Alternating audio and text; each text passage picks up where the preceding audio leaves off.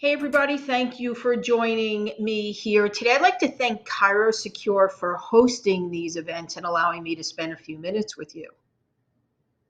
I'm Dr. Randi Ross, CEO of Premier Practice Consultants. And today I want to talk to you about something that's a question I get all the time. Everyone has different opinions on it. I obviously have my own that I'm going to share with you. So, hopefully you'll have a takeaway from this that helps you sometime in the future. So one of the questions that we often get, and we're going to kind of break this down from sellers and buyers, is, do I really need an attorney? I find that a very interesting question. I understand that sometimes people are looking to, minimize their costs and expenses that go along with an acquisition. But at the end of the day, this is probably one of the most important business transactions of many of your lives. So you can't really put, a minimal cost to that, even if you're not really at a high price sale point. It's so important. We'll talk about it first from the seller's perspective. And guess what? You can listen to me here today for a few minutes. You might totally disagree with me. You might be one of those people that goes online and downloads a contract and thinks that that is appropriate. And that's totally fine. I will tell you that all of our clients, it is recommended very strongly that they engage an attorney. So, from a seller's perspective, it's really important to make sure a few things are in place. A lot of a contract, yes, will be what we often refer to as legalese. It's a lot of kind of, legal jargon that meets the criteria of what's required for this type of transaction. Most of us probably wouldn't understand a lot of the finer points if we do read through it. But there are certain things that I feel are important for you to understand that should be in there. And there's different elements depending upon what your transaction is. So one of the first things is what we refer to as indemnification. So what in real simple terms, what indemnification means, from the time someone else purchases your business, you are not legally responsible for anything that that person does. Okay. And that's really important. And actually, it works both ways. They're not responsible for anything that you did prior to them becoming the owner of the business. So that's a really important point. And if you don't know that, you could actually get yourself into a little bit of trouble. The other thing that's really important is transfer of conservatorship of files. So every state has little different laws. So your state might be a little different than the example that I'm going to give. But most states require you to hold on to files, data. I know everything's in a cloud today, but I'll just use the word files for argument's sake, for 7 years. So, if you're selling your practice and you're retiring and you're relocating and you don't want to be really tied to this business any longer, this is something else that's really important to make sure that person now is responsible for what we refer to as conservatorship of those files. Very important point to understand. The other element that can be important, and this is not in every deal, is if you happen to be owner financing. And then it is critical that you have not just an attorney, but a good attorney that's going to make sure that you're protected. And they're going to make sure that that schedule of payments is executed properly within the legal document, contract, purchase agreement, stock transfer, whatever word you want to use, that it's executed properly in there so that you're protected, so that you're going to be paid.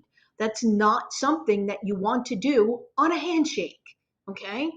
As far as buyers, it's really important for some of the similar reasons.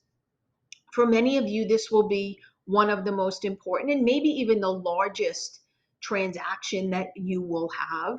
So guess what? You have to figure in what I refer to as the cost of doing business. So the cost of this transaction is you need an attorney to represent you.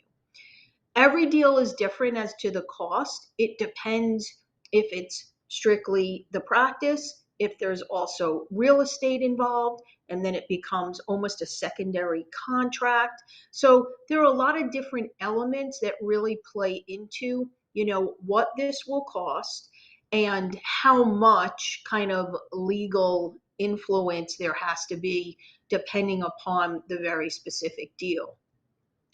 The other thing that I will strongly caution you on is that to choose an attorney wisely. And what I mean by that is really interview an attorney. Make sure that they have a history of executing these kinds of documents. And hey, guess what? Any attorney that went to law school, I'm sure, can do this. And it depends upon the complexities of your particular deal. Some are very straightforward, some are very complex.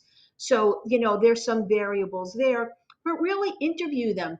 Make sure they're available for you.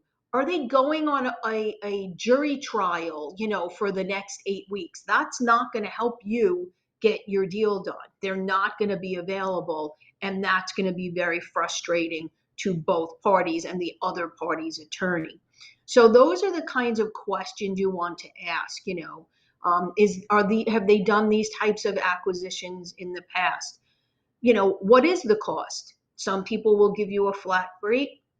Some people, it's based on, their hourly. What you choose ultimately is your decision, but their availability and their accessibility is a really important question. You want to know that how long is it going to take them to draft a purchase agreement for you to send to the other attorney? Or if the other attorney is drafting, once they receive it, how long will it be before they review it and schedule a meeting with you to go over it? Because there are some attorneys that I will tell you that can be deal killers. One of the attorneys that we work with kind of has a little bit of a joke. There's two kinds of attorneys in the world. There's ones that get deals done and there's ones that kill deals. And they can. They can be very not attentive to the needs of the deal. And the party on the other side might get deal fatigue. So you might actually lose an opportunity simply because you didn't choose the right attorney. So, that this is just a few things to be aware of, but I really want to hammer home the point. Get an attorney.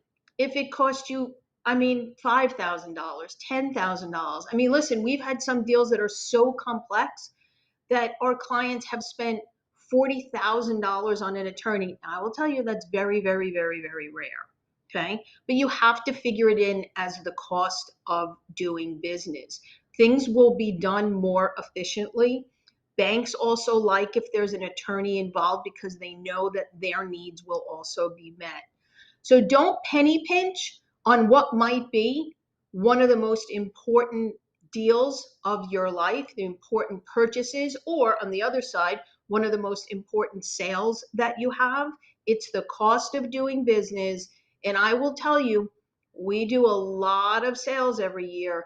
And if someone doesn't have an attorney or if someone chooses an attorney poorly, it really can mess with the process. And like I just said a few minutes ago, it could even kill the deal. So do the right thing. Make this part of your process. Please, I instill this in you. It's really important for everyone to get what they need from this process. Well, I would like to thank ChiroSecure for allowing me to spend a few minutes with you today. I'm Dr. Randi Ross. Feel free to reach out to me at any time if I can help you with this or anything else.